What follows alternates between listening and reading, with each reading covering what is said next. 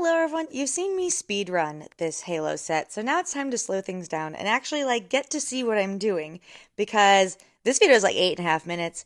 My original footage that I imported, I think was 24 minutes, and I cut that down to 1 minute for you all. So we're painting some Halo helmets. Now, one thing that you need to know when you're a mini painter is how to put in shadows, because that's really what makes things pop and look good. And when you look at my helmets, the reason that my helmets look so good is because there's a little black line around the bronzy copper, whatever color I used on the face of the Halo helmets. And that's because I put down this black layer first, and then you go over it, and then you just work really hard not to hit the edges, which I do right there. But I think I was able to go back and fix it. And I also skipped filming the highlighting and the dark washing of these because I knew that it wasn't going to make the final cut. So here is what the helmets look like. Now, mind you, I do that for 10. I do 10 of all my inclusions to make sure that I have enough. So that took a while.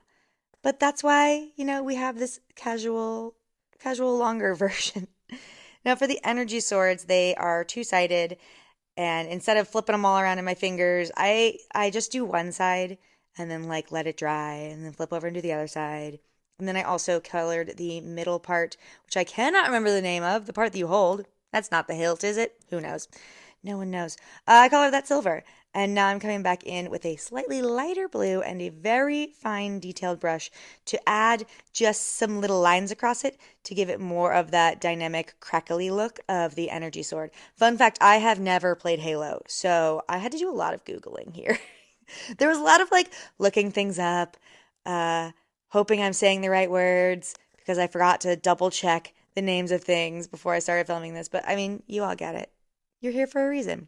And that reason is to hang out with me while I give you slightly more details on my process.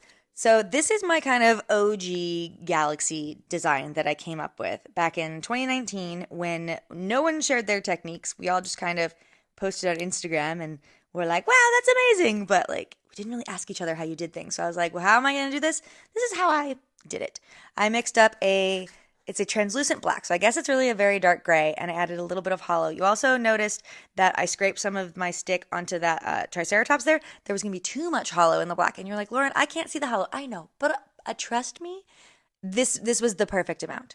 And then to the blue, I always add the chunky. I mean, sometimes I switch up which one has the hollow and which has the chunky, but the two colors always have different types of glitter in them because I really just feel like it leads to a more dynamic look. I, of course, had to add some color shift, and they are almost always Dreamland with me these days. I think that one's called the Devil. I have my little swatches that I made. They're basically dinos that have all the different color shifts in them, mixed with black, mixed with white, and mixed with nothing.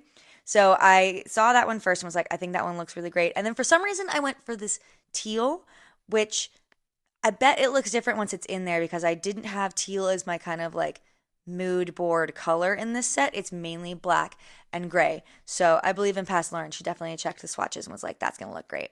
I also mixed up the white there for future use. Now that all of those colors are mixed up, which PS took way longer than you would think, this job is insane. I brought down the helmets and I like to dip them before I put them in the bottom because not only does that just eliminate any bubbles in the crevices, what it does for me here is it makes sure that there is some resin between the helmet and the bottom of the mold. So when more resin kind of slides down, you don't get a bubble stuck there.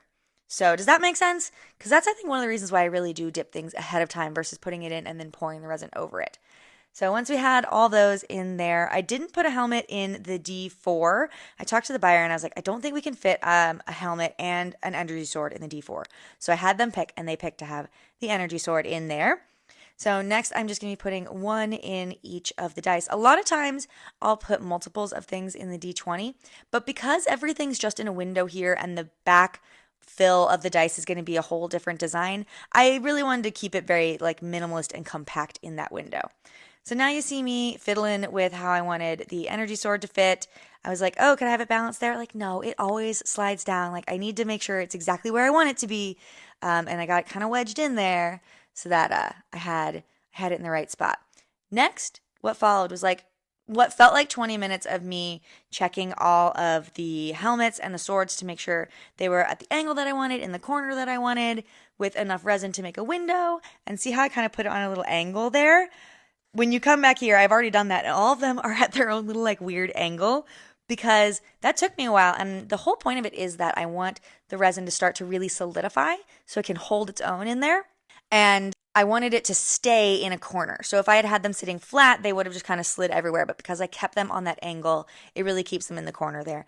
But then, of course, I'm left with needing to subtly move them with one pinky as I pour at the same time, because if I pour the resin in when they're at that angle, I'm not going to be able to fill it and the resin's going to start to spill out. And as you can tell, I don't have a ton of extra resin here, which I do on purpose. I always have more than I need, but I don't have a ton. And then I turn the rest into dinos, as you know, which are always up for adoption, by the way. So now we have our white wisp. This is very pigmented because it's going into very dark resin. It is translucent, but it still needs to be able to hold its own and not be too ghosty. So I'm getting a nice big dollop of that on my end of my toothpick. You'll notice that I'm also doing something at the top of the screen after each one. That's me scraping off all the extra blue resin that I pulled up with it into essentially like the leg of a dino. Because I need to go back in that white and get a nice good white dollop. And if I'm covered in blue, that's not going to work. I also sometimes will wipe off the toothpick on my left hand after I do that as well. So after I put that in, I like to, if I can, if I have room in the molds, put a little bit extra pigmented resin in. That gives a little bit of space between that swoop that I just made and the one I'm going to be making next, so that they're not all like exactly on top of each other. Theoretically, I should have poured less in here and been able to make like a few more layers, but because I was pouring two like things from two different cups at different angles, I was like, no, I'm just gonna do it this way. And next is the hollow flake or hollow glitter, not flakes, this is glitter swoop. This is a newer step because I was worried that I didn't quite have enough. I genuinely don't know how much it added or didn't add, but I do like how the set came out in the end, so now it's going in the itinerary of everything that needs to be done.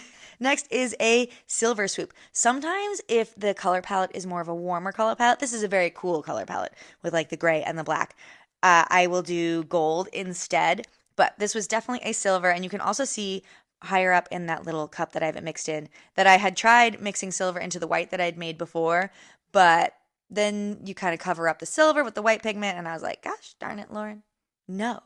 So I made a new little dollop of resin to make some fresh silver to put in there. Now that all of those have their silver swoop and the hollow glitter and the white swoop, it's time to basically finish this up. Now you can see, especially in the D12, I was like, oh, I'm not full up yet. So I had to bring some of the extra resin in, and I definitely had already put the blue in a dino up there. So I'm basically sacrificing a dino because I needed more blue resin. Good job, me. But either way, the final step that I like to do here is to add just a few chunky glitter stars on the top faces, because all of the stars have really been pushed down due to all my swooping. So I want to make sure that there isn't a blatantly obvious like end cap. So I put a few glitter stars on, and then I'm going to put them in the pressure pot and cross my fingers because these are a lot of work, but I love them.